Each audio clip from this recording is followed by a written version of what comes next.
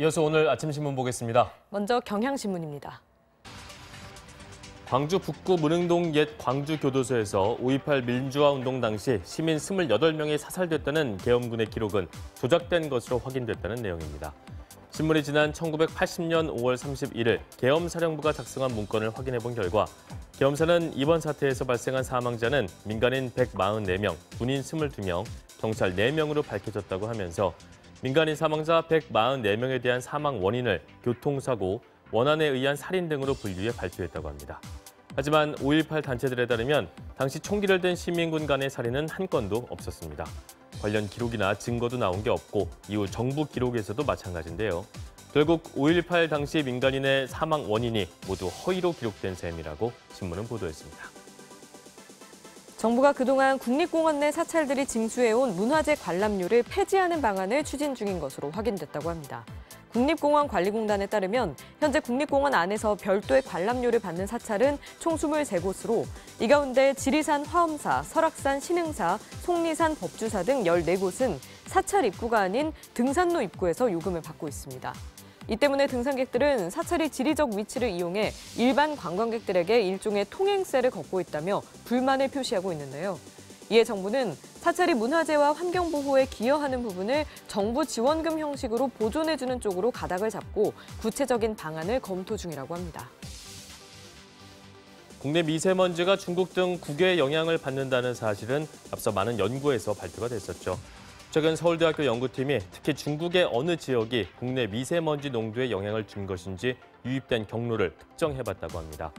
연구팀이 지난해 1월 국내에서 발생한 고농도 미세먼지를 역궤적 분석해본 결과 산둥반도와 허베이성 등 중국 북동부 지역의 미세먼지, 초미세먼지가 한반도에 끼치는 영향이 컸다고 합니다.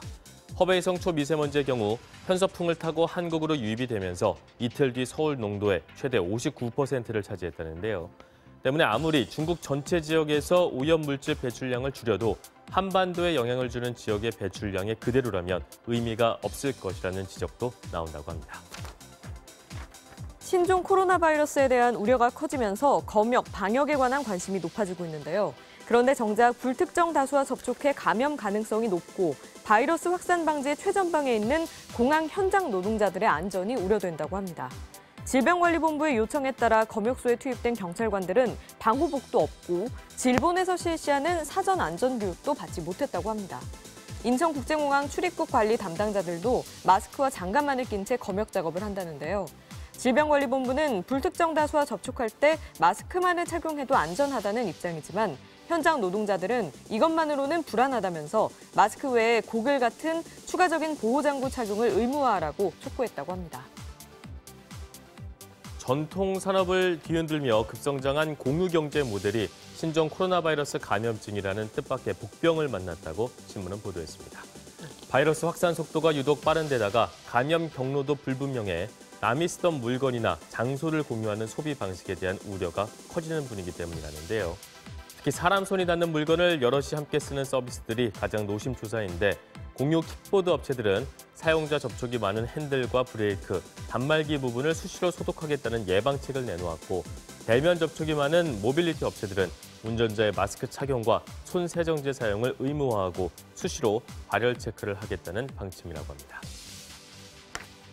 신종 코로나 바이러스 감염증에 대한 불안감이 국제선 여객기를 이용하는 관광객들의 입국 풍경까지 바꿔놨다고 합니다.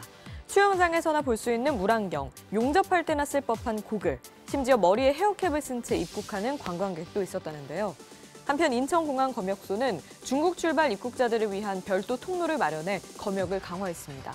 아침 신문 살펴봤습니다.